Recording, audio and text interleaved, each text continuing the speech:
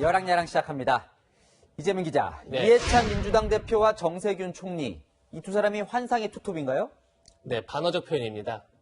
국정투톱 두 사람이 대형 사고를 쳤습니다. 먼저 이해찬 대표. 민주당만 빼고 투표하자고 칼럼을 쓴 교수를 고발했다가 곧바로 취하했는데 그 후폭풍이 만만치 않습니다. 이름에만 민주가 들어있지 행태는 반민주적인 이해찬 대표를 우리 민주주의에서 반드시 쫓아내버려요. 국민의 답답한 속을 더 더불어가게 만드는 더불어민주당입니다.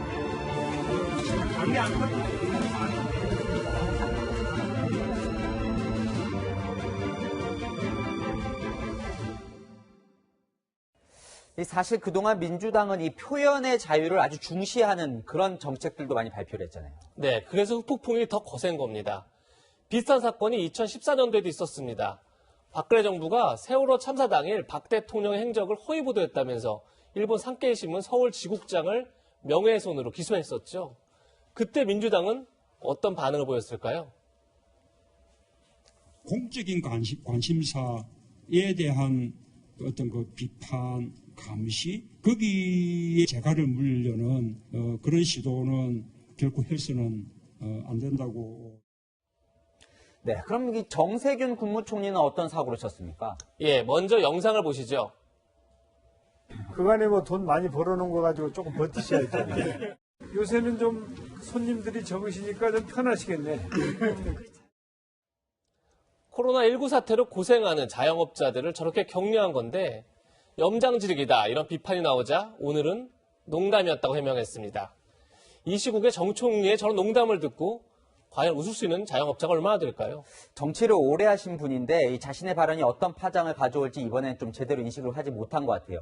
그런데 민주당도 이 맞불 작전에 나섰다고요. 네, 최민희 전 의원은 SNS에 자한당 빼고 다 찍자 거꾸로 이런 운동을 제안했습니다. 그런데 민주당 빼고 이 운동을 확산시킨 1등 공신은 다름 아닌 민주당 자신일 겁니다. 과잉 대응이 화를 부른 건데 그걸 또 진영 논리로 덮겠다는 발상. 과연 민주당의 추구용 가치가 이런 건지 묻지 않을 수 없습니다.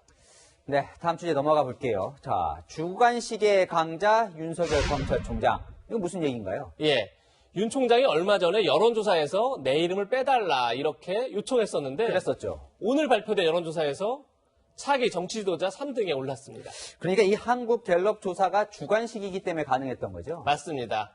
응답자가 윤석열 총장을 언급하면 뺄 수가 없는 거죠. 오늘 조사 결과를 보면 윤 총장은 이낙연 전 총리, 황교안 대표에 이어 5%의 지지를 받았습니다. 흥미로운 건 지난달 조사와 비교해서 이 전 총리나 황 대표는 지지율 차이가 거의 없었습니다. 반면 윤 총장은 4%포인트가 올랐습니다.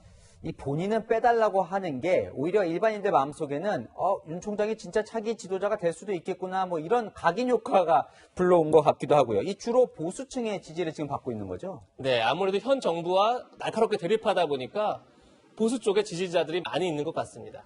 네. 반면 추미애 법무부 장관을 두고는 여당 내에서도 좀 부담스럽다 이런 기류가 있다면서요. 네, 오늘 민주당 지도부에서는 공개적으로 이런 지적이 나왔습니다.